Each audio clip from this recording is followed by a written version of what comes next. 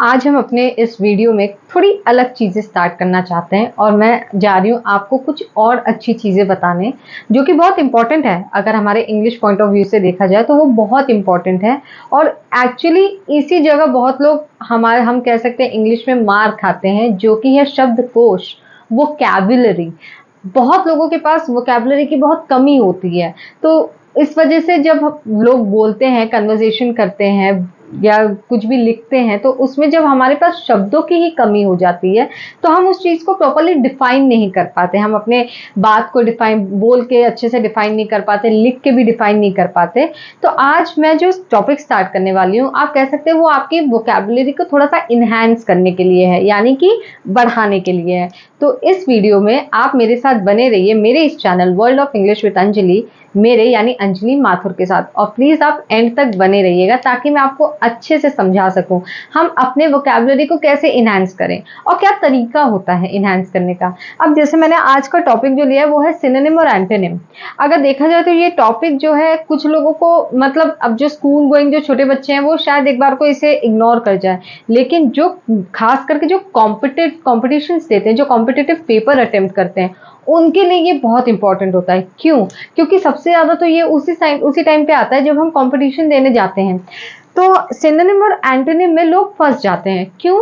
क्योंकि अब जैसे हमें जैसे एक ही वर्ड पता है, बुरे को हम बोलते हैं बैड, हमें बस इतना पता है। लेकिन क्या हम जानते हैं कि बैड को और भी कई वर्ड्स के थ्रू एक्सप्रेस किया जा सकता है, अच्छे को और भी कई वर्ड्स के थ्रू एक्सप्रेस किया जा सकता है, ब्यूटीफुल के लिए भी हम बहुत सारे वर्ड्स का यूज कर सकते हैं। तो इसका मतलब क्या होता है कि अगर एक वर्ड में हम बहुत सारे वर्ड का यूज कर रहे हैं, इसका मतलब वोकैबुलरी बहुत वास्ट है। मैं आपको ये भी बता दूं कि इंग्लिश की वोकैबुलरी बहुत ज्यादा वास्ट है, तो हम हर वर्ड को नहीं ले सकते, लेकिन फिर भी मैं आपकी कुछ कंफ्यूजन्स को यहाँ पे क्लियर कर दूंगी। अब मैंने जैसे बोला कि वो बहुत ज्यादा वास्ट है वोकैबुलरी इंग्लिश की, तो वो पॉसिबल ही नहीं है कवर करना। हम किन किन चीजों को कवर करेंगे, लेकिन मैंने जैसे कहा कि हम यहाँ पे कंफ्यूजन को दूर करेंगे ताकि आप आगे जाके इस टॉपिक पे तो कभी कंफ्यूज नहीं होने वाले। तो हमारा आज का टॉपिक है सिनोनिम और एंटोनिम। अब बहुत लोग को तो यही नहीं पता होता कि सिनोनिम होता क्या है और एंटोनिम क्या होता है, तो चलिए पहले मैं आपके इस कंफ्यूजन को क्लियर करती हूँ। सिनोनिम का मतलब होता है a word of phrase that has the same meaning as another word of phrase in the same language. अब इसका मतलब जैसे मैंने अभी आपको बताया कि कोई एक वर्ड है, जैसे गुड हो गया, मैंने यहाँ पे एग्जाम्पल भी दिया है, या फिर हम कह सकते हैं ब्यूटीफुल हो गया। ठीक है, तो अगर हमें कोई बहुत सुंदर लग रहा है तो हम सिर्फ ब्यूटीफुल बोलते हैं, लेकिन क्या हम जानते हैं कि हम उस ब्यूटीफुल के अलावा भी बहुत कुछ बोल सकते हैं। You are looking gorgeous, you are looking awesome. Gorgeous हो गया, ऑसम हो गया, ये कुछ वर्ड्स हैं जो हम ब्यूटीफुल के अलावा भी यूज कर सकते हैं। वो होता है सिनोनिम।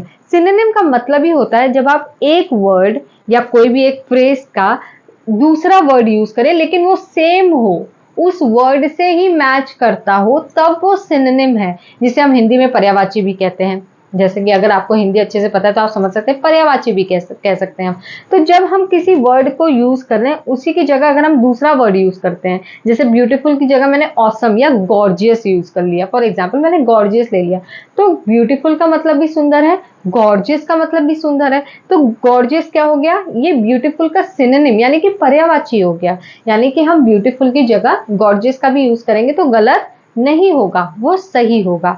और उसी तरीके से अगर हम एंटोनिम्स में देखें तो एंटोनिम में क्या लिखा है, opposite word are known as antonyms, यानी कि किसी भी वर्ड का उल्टा यानी दूसरा मतलब एंटोनिम होता है। ऑपोजिट वर्ड इंग्लिश जिसे हम नॉर्मल इंग्लिश में ऑपोजिट कहते हैं, उसे हम एडवांस इंग्लिश में एंटोनिम कहते हैं। बस इतना ही फर्क होता है और कोई फर्क नहीं है। अब जैसे मैंने यहाँ पे एग्जांपल दिया, आप देख सकते हैं सिनोनिम में मैंने लिखा है गुड। अब गुड को हम और कौन कौन से वर्ड से एक्सप्रेस कर सकते हैं, गुड के जगह हम किस किस वर्ड का यूज कर सकते हैं, फाइन, एक्सीलेंट, ग्रेट, ऐसे बहुत से वर्ड्स हैं जो हम अपने इस गुड की जगह पे यूज कर सकते हैं। टेरिफिक, ये क्या है, ये मतलब मैं बता रही हूँ कि हम गुड की जगह पे इन वर्ड्स का यूज कर सकते हैं। ये सिनोनिम हुए। ये गुड का मतलब भी अच्छा है, गुड का मतलब अच्छा, फाइन का मतलब भी अच्छा, एक्सीलेंट का मतलब बहुत अच्छा, ग्रेट का मतलब भी बहुत अच्छा। देखा जाए तो वो सब अच्छे के ही कैटेगरी में आता है। तो जब कोई वर्ड एक वर्ड के कैटेगरी में बाकी सारे वर्ड भी सेम कैटेगरी में आ रहे हैं, तो वो हमारे सिनोनिम होते हैं। और जैसा कि मैंने आपको बताया, उल्टा किसी वर्ड का जब हम उल्टा बोलते हैं तो वो हमारा एंटोनिम हो जाता है। अब जैसे गुड का ही यहाँ पे मैंने एंटोनिम लिखा हुआ है, गुड मतलब अच्छा, तो गुड का उल्टा क्या होता है, बैड, बैड मतलब बुरा। तो अब बैड की जगह पे भी आप क्या यूज कर सकते हो, विकेड, अनकाइंड, इनकन्वीनियंट, इनटेरिफिक, ऐसे बहुत सारे वर्ड्स हैं जो कि हम अपने मतलब आप कह सकते हैं बुरे को एक्सप्रेस करने के लिए आप यूज कर सकते हैं, लेकिन वो क्या है, वो हमारे गुड का उल्टा है। जब किसी वर्ड का हम उल्टा मतलब बता रहे हैं तो उसे हम एंटोनिम कहते हैं, लेकिन जरूरी नहीं उस वर्ड का उल्टा मतलब बताने के लिए हमारे पास सिर्फ एक वर्ड हो। हमारे पास तो बहुत सारे वर्ड्स हैं, जैसे मैंने अभी आपको बता दिया, बैड, विकेड, अनकाइंड, इनकन्वीनियंट, ये सारे वर्ड्स हमारे गुड के ऑपोजिट है, यानी कि गुड के एंटोनिम है। आप इसका एक स्क्रीनशॉट ले लीजिए, फिर मैं आपको कुछ वर्ड्स दूंगी, उसके एंटोनिम्स और सिनोनिम्स सब बताऊंगी।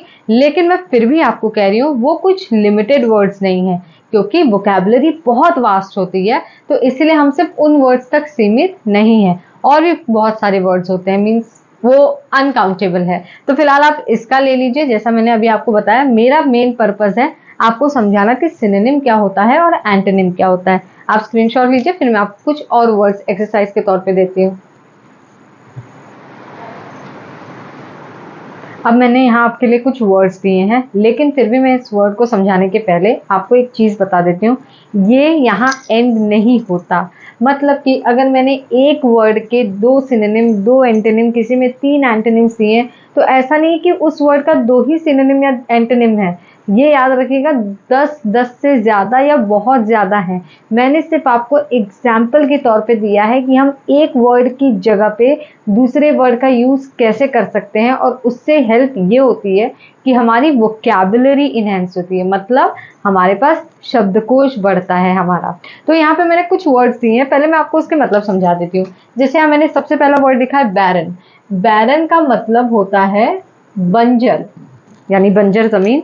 अब बैरन यानी बंजर जमीन को हम बैरन के अलावा और क्या क्या बोल सकते हैं, डेसोलेट। ये बैरन के अलावा यानी कि बैरन की जगह पे हम क्या बोल सकते हैं, ये सिनोनिम है, डेसोलेट, स्टेराइल। और बैरन का उल्टा क्या होता है, यानी बंजर का उल्टा होता है उपजाऊ। जब जमीन उपजाऊ होती है तो यानी कि उसके लिए हम एंटोनिम यूज करते हैं, डैम्प, फर्टाइल। ये होता है हमारा बैरन का एंटोनिम, डैम्प और फर्टाइल।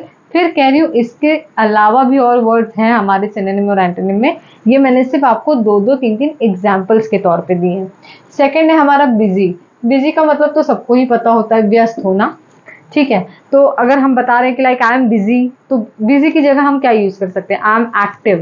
एक्टिव यानी कि बिजी का मतलब होता है कुछ काम करना, काम में ही व्यस्त रहते हैं, तो एक्टिव का मतलब भी होता है कुछ काम कर रहा है इंसान, तो आई एम एक्टिव। और I am engaged in some work. इस इंगेज का मतलब एंगेजमेंट वाला इंगेज नहीं होता, या इंगेज का मतलब होता है कि किसी काम में आप व्यस्त हो, एक्टिव, इंगेज्ड, ये है दोनों बिजी का सिनोनिम। और अब क्योंकि एक्टिव, बिजी का मतलब होता है व्यस्त, और उसका उल्टा होता है खाली रहना, कि जब आप एकदम काम से खाली हो, तो आइडल और लेजी, ये है ये दोनों वर्ड इसके एंटोनिम हैं। और भी इसके एंटोनिम्स और सिनोनिम्स हैं हमारे इंग्लिश के वोकैबुलरी में। काम, काम का मतलब होता है शांत। जब इंसान शांत हो, दिमाग शांत हो उसका, तो उसमें हम कहते हैं ना काम, क्योंकि मतलब कामली आप किसी चीज को सोचो, शांति से आप कोई काम करो या शांति से किसी चीज को सोचो, तो काम। अब काम का सिनोनिम क्या है, हार्मोनियस, अनरफल्ड।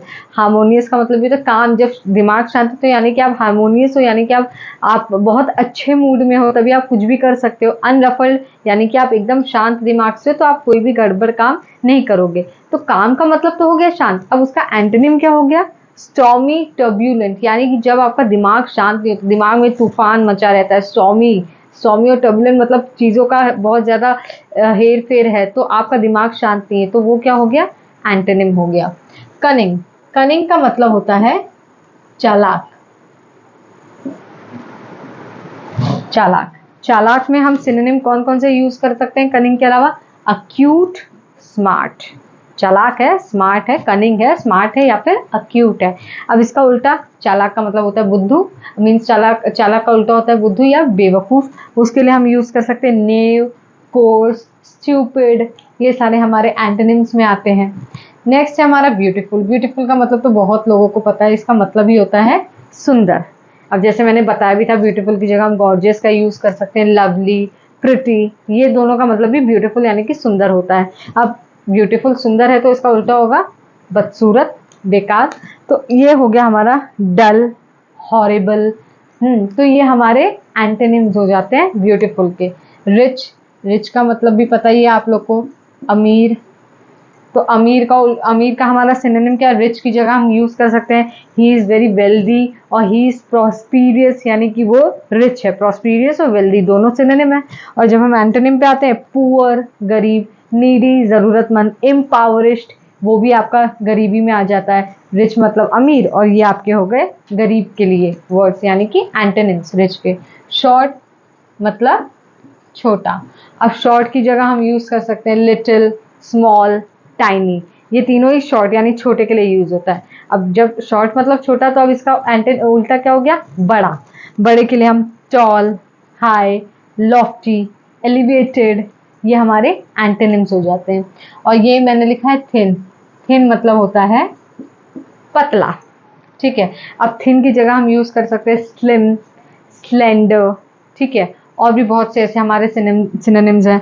और हमारा जब थिन का मतलब पतला होता है तो उसका उल्टा हो गया मोटा। तो मोटे के लिए हम फैट, प्लम्प, ओवरवेट, ये हम अपने एंटोनिम्स में यूज कर सकते हैं। तो बेसिकली देखा जाए तो मैंने आज अपने इस वीडियो के थ्रू आपको बताया कि आप अपने वोकैबुलरी को कैसे इन्हांस कर सकते हैं। आप एक वर्ड की जगह और भी बहुत सारे वर्ड्स का यूज कर सकते हैं। आप किसी एक वर्ड पे डिपेंड मत रहिएगा।